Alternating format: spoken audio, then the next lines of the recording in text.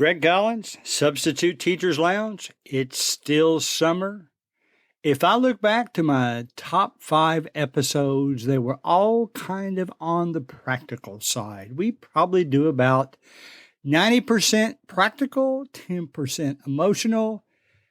Don't tune out, but today is going to be one of the emotional ones because something happened to me this week that was very positive. It's one of those kind of things that keeps you coming back to substitute teaching. And it's just one of those positive, unexpected events. We're going to talk about them today. This one might actually finally make me take a job at an elementary school for substitute teacher. So let's get into it.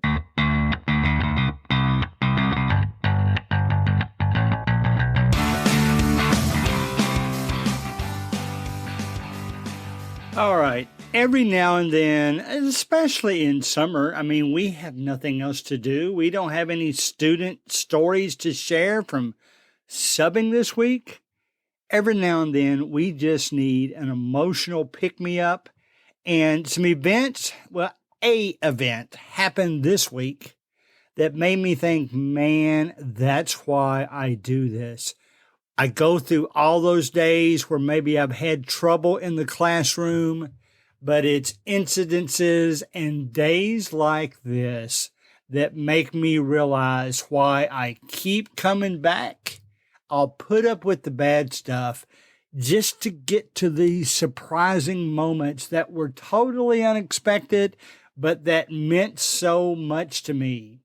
This week, I've already gotten a call. In fact, it was for a long-term substitute teaching role. It would have been for several weeks to relieve a lady who's having a baby. Turned it down.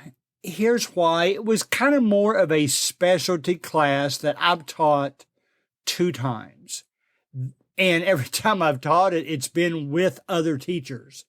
This time, it would have been me as the only teacher, maybe an aide from time to time, but I just knew that it was not the moment where I wanted to start back to full-time substituting in that way. Plus, there is a little caveat. There's a high school that I haven't done that much substitute teaching for lately, but that's the group that I'm helping their volleyball team this year. So I kind of wanted to get back in early on during the volleyball season and substitute with that school. We'll see how all that goes. But I wanted to bring up something that happened this week. It wasn't with a student I've had before in class.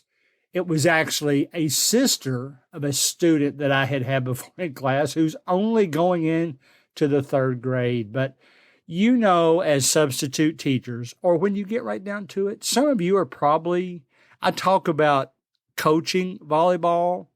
Some of you are probably coaching something. Some of you may be helping with band.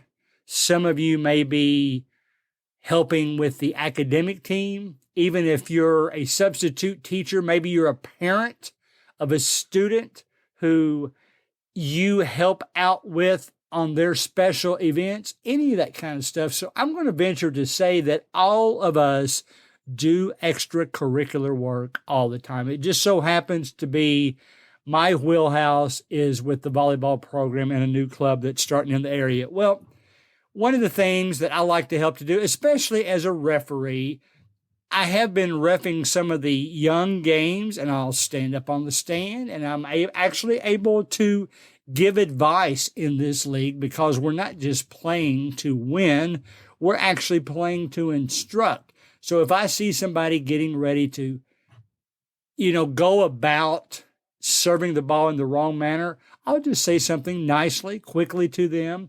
Well, 2 weeks ago, I gave some advice to a little girl who's going into the 3rd grade who just coincidentally had a sister that I've had in class several times, an older sister, great student, and I always thought a lot of her.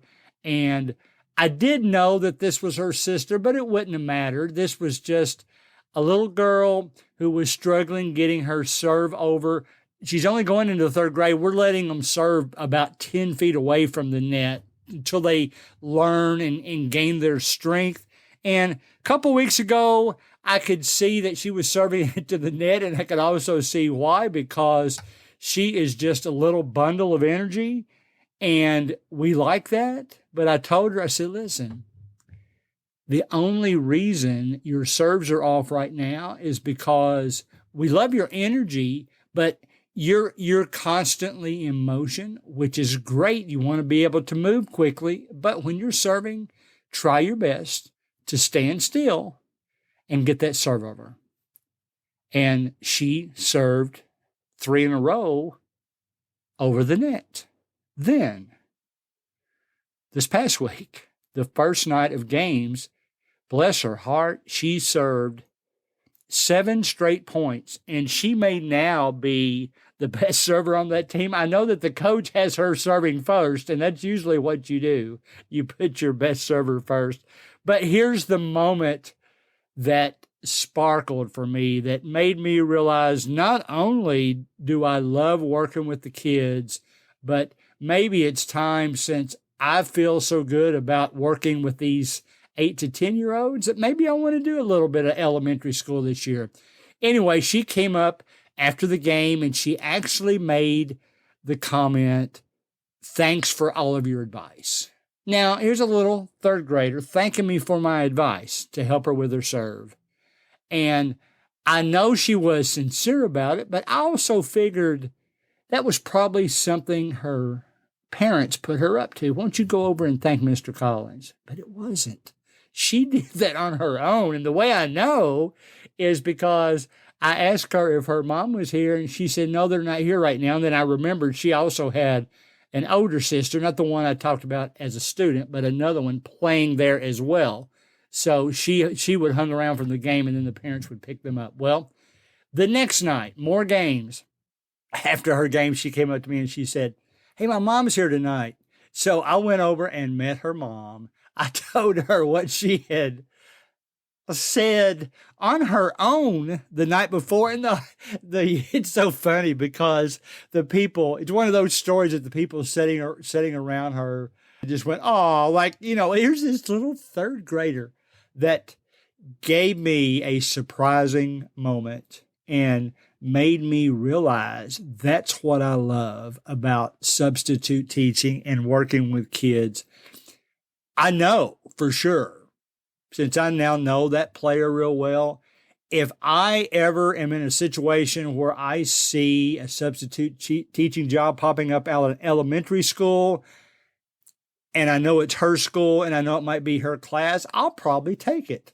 Because at least I already know some of the students that are in there. What I would encourage you to do right now is possibly this. Now, I'm not a big fan of writing things down. I never have been. I've told you before, when I do one of these podcasts, I probably have 4 words written on the piece of paper. And since I'm a gabber, I can talk from those 4 words. But I did make some notes tonight, but I usually do my notes in my phone in the notes section. But think about the moments, your best moment as a substitute teacher, the ones that make you say, just when I thought I couldn't take it anymore, this happens. And now I'm high as a kite. I'm ready to go back and help kids, let the kids help me sometimes. I mean, that really motivated me to hear her say that. It's interesting. I'm in this volleyball program as a coach, but I really don't have any coaching background. I have a referee background, but yet I find myself being intelligent enough to at least provide some help.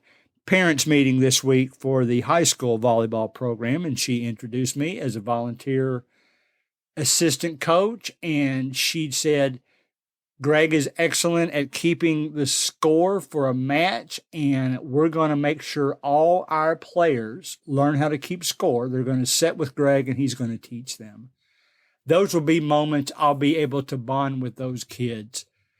Here's some of my favorite moments from when I substitute taught that keeps me coming back. I'll give you one more extracurricular one because this is years ago. In fact, I think this happened in the 8th grade, and this student just graduated from high school. So it's been a while back. But I remember I was an umpire for softball. I had her in class that day. She's a good hitter. She stepped into the box. She took the first pitch, and I called a strike because in my eyes it was on the outside corner. She swung at the next pitch and missed, and then I called a third strike on the inside corner, and I said, oh, man, that's one of my students. That's the thing about umpiring. Students you teach, you never know what you're going to cross your mind. But I said, well, she's going to give me an earful in class tomorrow. Well, it just so happened we were changing umpiring gear. We were switching up between varsity, and I guess it was actually 8th grade and 7th grade games. And as I was changing, she was leaving with her mother. And I just took the opportunity and said, I looked over at her, and I said, are you mad at me? And she actually, in front of her mom, ran over and gave me a hug right there. And I'm thinking, those kids let me call the strike zone. They might think I'm tough on them, but yet they still respect me.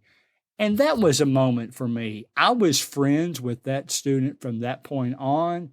I loved having her in class. She was a great student, a straight A student, actually a disciplinarian for me sometimes, because if I thought the kids were getting out of hand, she would fuss at them for me. So it was really kind of an interesting situation.